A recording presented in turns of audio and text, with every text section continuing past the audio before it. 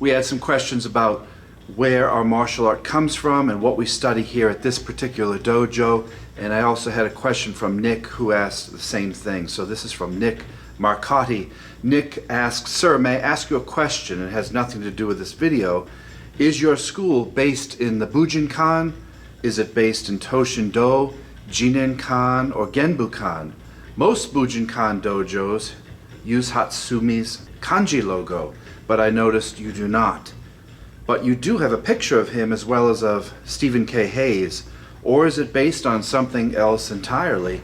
I'd love to see a video explanation describing the roots of your particular dojo and style, or at least a reply. I'm very curious. Thank you," from Nick. Nick, the answer is all of the above, believe it or not. All of these wonderful teachers behind me are all of my teachers, the ones that are still living. A couple have passed. I started out in 1978. I started taking karate in 1979 or 80, back when I lived in Massachusetts, and I studied ninjutsu from the age of 11 or 12, and I'm 52 now. I've been doing it ever since. First started with Stephen Hayes and Masaki Hatsumi back in 1982, and of course back then there was no internet, so we had what's called Musubi Journal or various newsletters from Hatsumi. We would travel around the country to Taikai events when Hatsumi and the other Japanese Shihan came from Japan to the U.S. Again, nothing was easy back then. We flew on planes or drove in cars, and you would train 4 or 5 events a year. I would have to travel to Texas or Washington or Florida, Atlanta, Ohio, you name it, New York, and we would train in these seminars for 3 or 4 days, do what we could, come back, study, take notes, train with our friends and our teachers. I found teacher Mark Davis, who's still in Boston, 1984, I think, somewhere around age 14 or 15, I started to train with Mark. So our style is based in the Bujinkan, which I'm a proud member of, but we're not affiliated with the Bujinkan. We're not a Bujinkan school, although I have rank in the Bujinkan and can award up to 7th or 8th degree in Bujinkan. It's part of our curriculum because it's such a deep and rich system. It's based off of at least 6 and as many as 9 different martial art lineages. So I have volumes and volumes of techniques and books from the Bujinkan that are wonderful tomes of treasure. Now, I also am associated with Mr. Hayes in Toshindo, which he founded in 1996-97. I moved from Massachusetts to Ohio in 1999 to get my black belt with Mr. Hayes and studied with him ever since. He's a good friend of mine, but I'm not a Toshindo school per se either. I'm part of no organization. So what we do here, we are autonomous, but we remain friends with all martial arts. Jinenkan, Genbukan. I trained with Tanamura over the years. I've trained with Manaka over the years, and of course Hatsumi many, many times, and all of his students who are now in their 70s and approaching 80. Mr. Hayes is almost, I think he's 70 or somewhere. It might be older than that, I'm not sure, and I'm getting older too.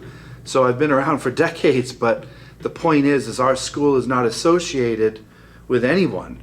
We do things independently here. I take the Bujinkan curriculum, which is rich. I take the Toshindo modern approach, I add that in. I take Jinenkan, Genbukan, my karate background, Judo, Jujutsu, you name it. Kenjutsu, I've studied with 5 different Kenjutsu teachers from Japan. Arno stuff from Paris, so I have the European point of view. I love it all, and I'm friends with everybody. I do not, under any circumstances, burn any bridges. But at the same time, I don't like organizations because organizations are usually, even though the intention is good, based out of power, money, and a lot of ego. So our dojo legitimately steals things from all martial arts. I see stuff in Jiu-Jitsu, a Brazilian Jiu-Jitsu that I steal and use in our school. Some of the stuff in the Bujinkan that I love and adore, I don't teach because I don't think it's practical. So the way that we think and train in the West here in America is very, very different than what I see when I go to Japan and train there. And some of the stuff in Japan would not hold up on the street here. So I must adapt and translate and take all of these old katas and be kind of Indiana Jones-ish, find the meaning, the principles inside of them, and then apply them to a way Americans fight, think, and part of our culture. It's a wonderful thing. I'm not by any means complaining about any of it. I love it. I get up in the morning and I am excited to get here to the dojo and think about how to take old techniques and make them modern and practical for our century. All the weaponry that we do is based in the Bujinkan, and I'll show you the chart in a second. I wrote a curriculum book, which is what we do here at the dojo to get rank under myself at this dojo. So we have about 50 techniques that we teach from white belt to black belt. Then I have many, many other techniques for second degree black belt, third, fourth, fifth, sixth, etc. for those who want to stick around for decades, not just a couple of years. I have Shodan black belts in several martial arts, but I'm not proud of that because getting a Shodan is just the beginning. When you get a Shodan after 4 or 5 years, it's like a high school diploma, but it's by no means an expert. If you're getting up around 6th, 7th, 8th degree in a martial art, it shows that you have the ability to stay with it and really understand that particular lineage. That's what we do here. We do modern, classical ninjutsu, all kinds of different weaponry, as well as jujitsu, you name it. I mean, most of the martial arts that you think about, those of you who are younger, started less than 100 years ago, like Aikido and Taekwondo, even though they have older roots in Aikido Jujutsu, they're modern martial arts. Judo is quite modern, but they're based in Budo. Budo is what I study, which is kind of the roots of the tree. Think of a tree, Budo, and even older Chinese martial arts, kind of together though, and the roots grow up, different people stem off, they break off from their sensei to start their own lineages. There's hundreds of cases of that. We're no different. Although I respect deeply my teachers, I love them, I listen to everything they've taught me, and I continue to maintain contact, I do my own thing here that I believe is more beneficial to my students in this particular part of the U.S. where we live. So I hope that answers your questions. I'll quickly show you the classical chart which we base some of our martial arts off of. So let's take a peek over there. So this is the classical Tenshi Jin syllabus, chart, Bible, whatever you want to call it, of the Bujinkan. Classic version from Hatsumi from the 1980s, which is still relevant today.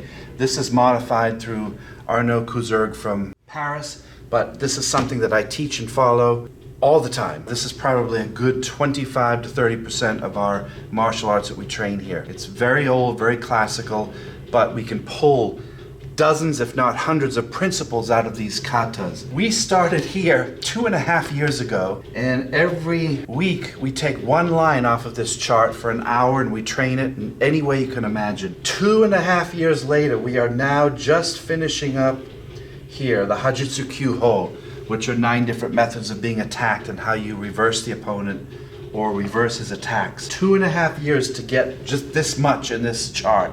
It's unbelievably detailed and overwhelming, and to go through it properly, we go in order. Here from the Ten no Ryaku, we're now in the Chi Ryaku. We'll hit the Jin Ryaku sometime in 2023. We will not finish this for another 2.5 years, and we haven't even addressed down here, which is all the different weapons. There are dozens of those. Going over here, all the ukemi, the different strikes, kicks, dodges, pressure points, throws, joint locks, you name it, are here. And then later on we'll get to this more advanced stuff. Not necessarily advanced, but you need to do this in order to understand that. This is going to take another 4 or 5 years. It's amazing how long this takes. That's what is attractive about the Bujinkan, is its depth. And when I did other martial arts, I never understood this depth until I was well into my 30s, because in our 20s we had no organization. In our 20s we would just travel around, you'd do 2 or 3 things here, and you would do that 4 or 5 times a year. It's a whole different ball game. I have hundreds, thousands of hours more than my teachers because most of them don't have schools or they just do seminars here and there. As a full-time teacher, it's a whole other ball game. I have the time. I have the student base. I run a large dojo here with 150 plus students, plus another 50 around the U.S. We have the time to rip these apart and go through, and that's what's so exciting about it. That's why I say I feel like Indiana Jones sometimes. I find these gems and we dig them out of the ground, and we don't wear armor anymore, but we can still pull these principles out, and that's what I love about all of these martial arts. They have such depth and such a rich history that I try to respect. And by respect, I mean not keep traditional sometimes. Sometimes you study the kata hundreds of times, and then you must modify it to where you live, and what you wear, and what the weather is, and how big is the opponent, how many opponents are they, do they have a weapon, are they drunk? There's a million questions that you have to add, but these are free form. You understand the kata to break it at some point, and then you adapt it to your life. And if you're lucky enough to have a teacher who can kind of help you through the mistakes to save you dozens of years or more, that's even better. And that's what I love about all my teachers is they have told me about these in great detail and how I should be trying to use them at my school here with my particular group of people. Then you go down here to the bukiwaza, which are the weapons of the samurai ninja. Everything from the pole arms, the spears, the staves of all different lengths. You have all your swordsmanship, the kunai, the tanto, the short sword, hanbo jitsu, shuriken jitsu, you name it. All of these battlefield principles are fantastic, but you should work on this before that, or at least at the same time. So when I did other martial arts when I was a younger person and a kid, I got very bored after black belt because nothing changed. You know, you had your first degree to second degree katas, you would copy these movements, often not with an uke or an attack or a training partner. And after a while I was like, is this it? The sensei was like, yeah, that's it. We have one lineage and we have 35 techniques and you work on those. And it's no disrespect, but I wanted something deeper. And I went from puddles to oceans when I found this stuff. 40 plus years later, I am still excited every day. I still make mistakes, I screw up, and I find gems hidden within this. And that's what keeps me going and inspired to get up in the morning and to continue to learn this tradition. I had a guy once say that you could learn this in 4 years. I was like, are you kidding me? I've been doing it for 40. I am a slow learner, but I'm still finding stuff every single day, and through my students, I get all kinds of different answers to questions that I've always wanted to ask through their practice. It's just fantastic. I can't speak highly enough of this particular martial art, and there are others out there that are really good. My opinion is, when you find a school that you love, stick with it, and try to really understand the full history and lineage of it to make it more satisfying for you. So, we've been here for 15 years. I lived in Ohio for the last 23 years, studying with my teachers. I've been in ninjutsu for 42 plus years now, and I hope to continue for another couple decades before my time is up. What are you going to do with your lineages where you live? Do you have any martial arts that you can go to and study? Not internet, not books, not DVDs. Can you get to a mat? And can you train at a school locally? That would be the best way to experience the martial arts the way that they were meant to be, which is physical form. Thanks for your interest. I appreciate your time, and good training to you in whatever martial arts style that you choose.